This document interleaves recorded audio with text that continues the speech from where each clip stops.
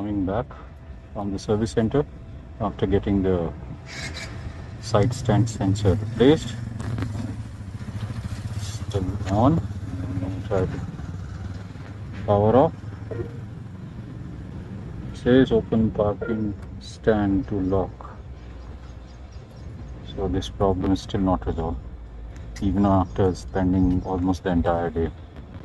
Sometimes it is detecting the stand, but it's partially detecting because it's not going into vacation mode because it thinks that the stand is not closed, and it's beeping like this. I don't know why.